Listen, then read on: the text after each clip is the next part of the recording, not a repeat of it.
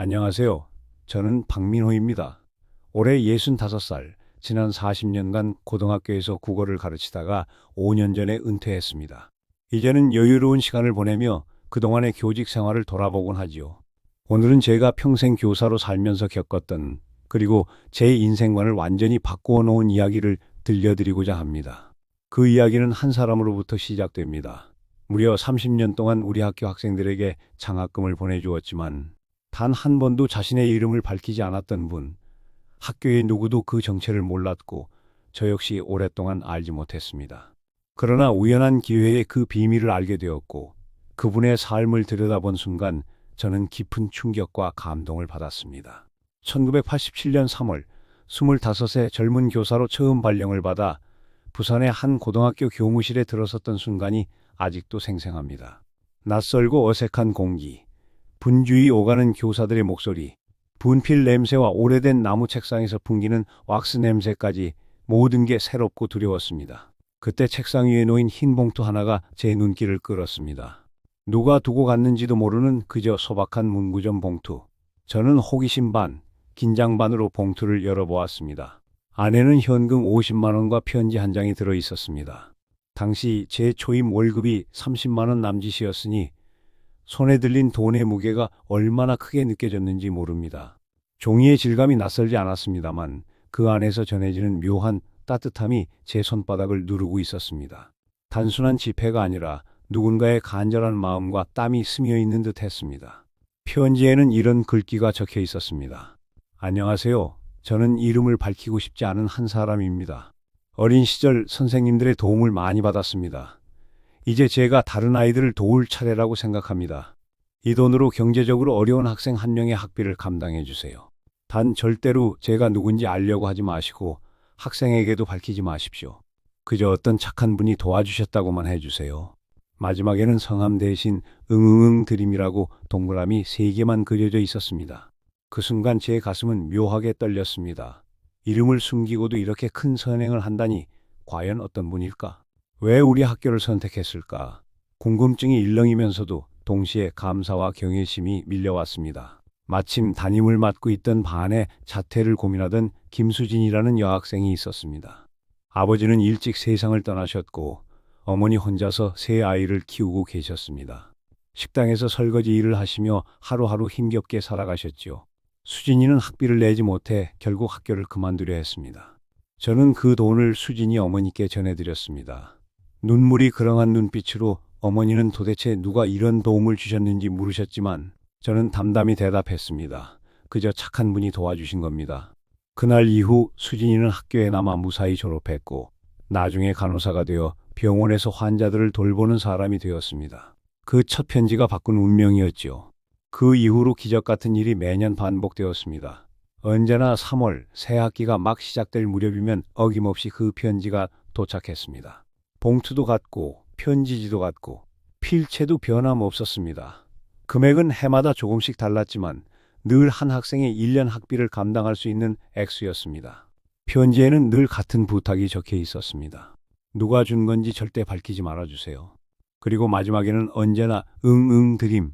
저는 그 돈으로 매년 아이들을 도왔습니다.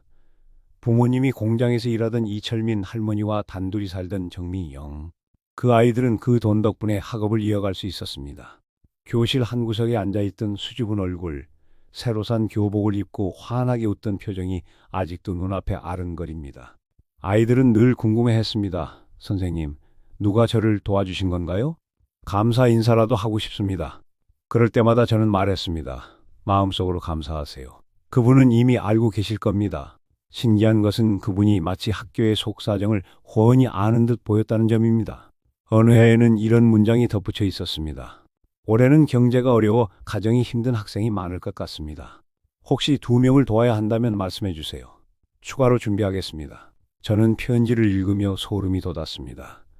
사회의 흐름을 누구보다 먼저 감지하고 학생들의 현실을 깊이 이해하고 계신다는 사실이 놀라웠습니다. 세월이 흐르면서 제 궁금증은 점점 더 커져갔습니다. 우편소인을 확인해보면 언제나 부산 동구에서 발송된 것이었습니다. 봉투는 언제나 같은 문구점 제품이었고 필체로 보아 연세가 있는 분 같았습니다.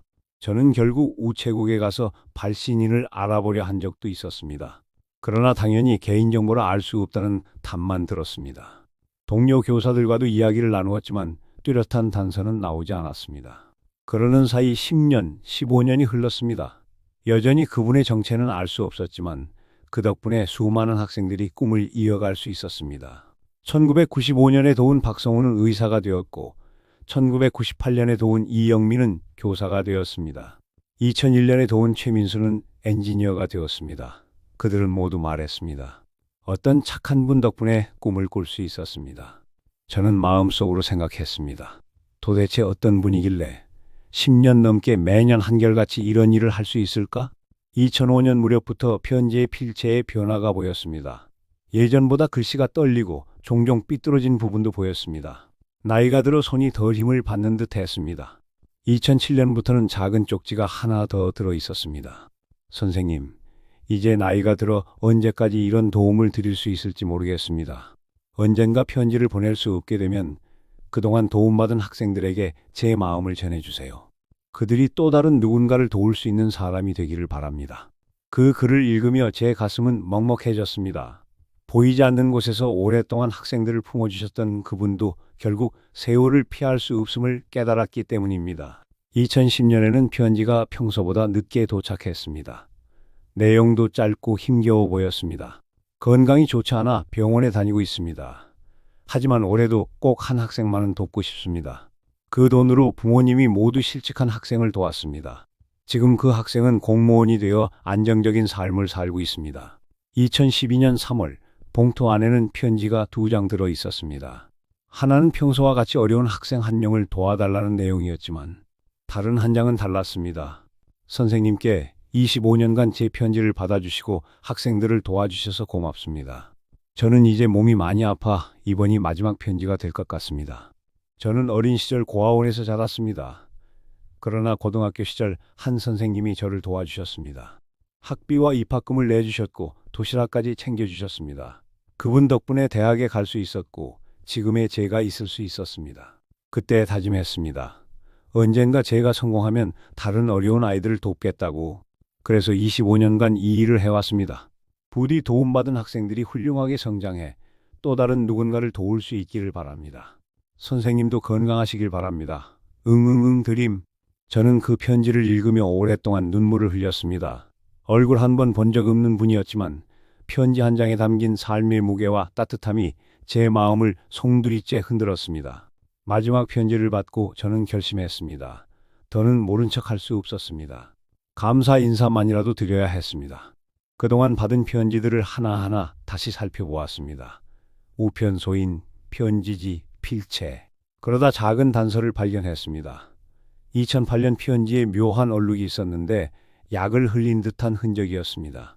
그리고 편지지는 부산의 두 문구점에서만 팔리는 제품이었습니다. 저는 그 두 문구점을 찾아갔습니다. 첫 번째에서는 별 소득이 없었지만 두 번째 가게 주인께서 말씀하셨습니다. 매년 3월이면 편지지와 봉투를 사가시는 할아버지가 계셨습니다. 2012년 이후로는 오시지 않았습니다. 마지막 편지 시기와 정확히 일치했습니다. 주인 말에 따르면 그분은 70대 후반쯤 되어 보였고 정장을 늘 단정히 입으셨으며 기침을 자주 하셨다고 했습니다. 그 단서를 따라 저는 마침내 그분을 찾아뵙게 되었습니다. 이름은 김동진, 당시 78세의 노인이었습니다. 젊은 시절 작은 회사를 운영하다 은퇴했고 부인은 일찍 세상을 떠나셨으며 자녀도 없으셨습니다. 처음에는 당황해 하시던 그분도 제가 그동안 도움받은 학생들의 이야기를 들려드리자 차츰 마음을 열어주셨습니다. 고등학교 2학년 때 저를 도와주신 선생님이 계셨습니다. 김성호 선생님. 그분은 학비도 내주시고 입학금도 도시락도 챙겨주셨습니다. 그분이 아니었으면 저는 대학에 가지 못했을 겁니다. 그래서 저도 다짐했습니다. 언젠가 누군가를 돕겠다고. 하지만 제 이름을 드러내고 싶지는 않았습니다. 조용히 그저 누군가의 뒷배가 되고 싶었죠. 그분의 목소리는 떨렸지만 눈빛만큼은 단호했습니다. 김동진 선생님은 어린 시절 고아원에서 극심한 가난을 견뎌야 했습니다. 겨울이면 맨발로 등교했고 배고픔에 쓰러지기도 했습니다. 그런 시절 그를 살려낸 이는 바로 한 교사 김성호 선생님이었습니다. 그분은 절대 다른 사람들 앞에서 저를 챙기지 않으셨습니다.